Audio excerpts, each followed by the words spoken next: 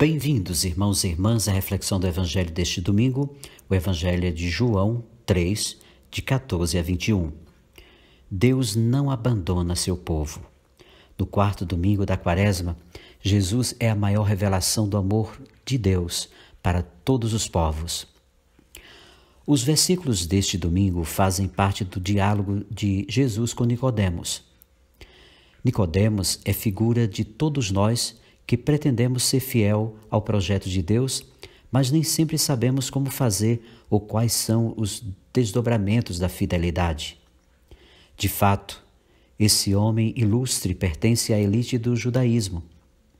É membro do Sinédrio, o Supremo Tribunal que condenará Jesus à morte. Dentro e fora do Sinédrio, Nicodemos é considerado o mestre em Israel, mas ignora uma porção de coisas. Será necessário que defenda Jesus publicamente. Permanecendo no Sinédrio, ele se tornará cúmplice da morte de Jesus.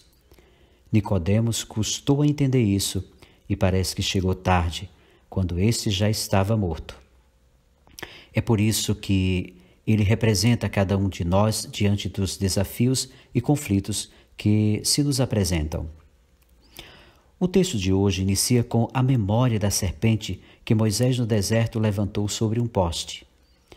Quem fosse mordido por uma cobra venenosa, ao olhar para a serpente de bronze, ficava curado. Para o povo da nova aliança, Jesus é a fonte da vida e salvação. Do mesmo modo que Moisés levantou a serpente no deserto, assim é preciso que o Filho do Homem seja levantado para que todos os que creem nele tenham a vida eterna. E aqui nós podemos perceber que na primeira leitura de hoje nos mostrava que Deus não abandona seu povo.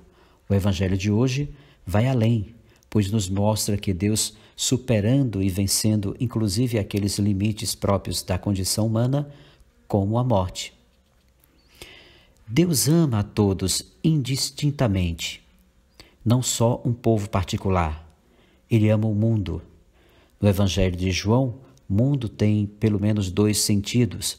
Às vezes é sinônimo de sociedade injusta, um arranjo social fundado na desigualdade, na opressão e exploração. Às vezes, como no nosso caso, significa a humanidade toda, capaz de aceitar ou rejeitar o amor de Deus. Ora, o amor de Deus é oferta gratuita que atinge o ser humano em profundidade, antecipando-se à sua capacidade de amar.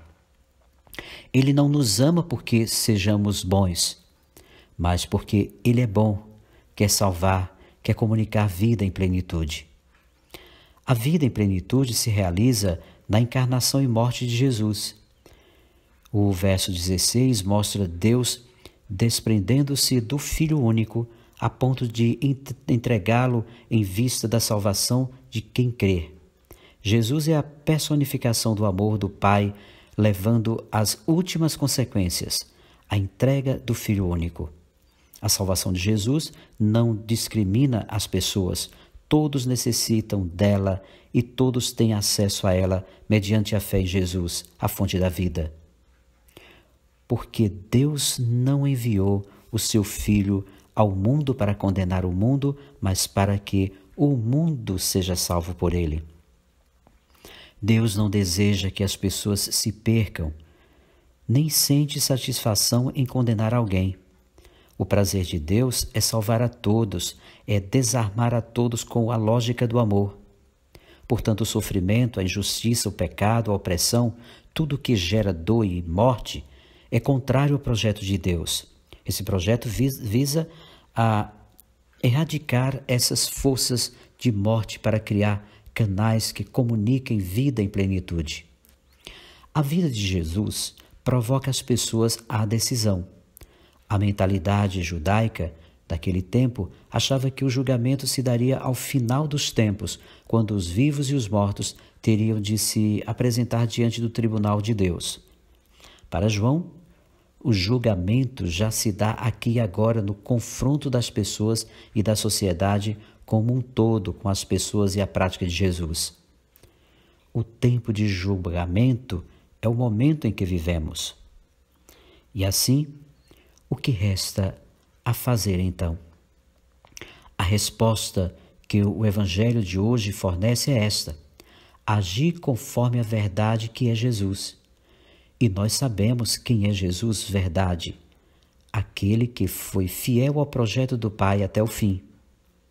Agir conforme a verdade, ou aproximar-se da luz, é fazer tudo o que ele fez para que a humanidade tenha vida em plenitude, pois não se pode ser opressor do homem e dar adesão a Jesus. Assim, nós podemos vivenciar o Evangelho do quarto domingo da Quaresma.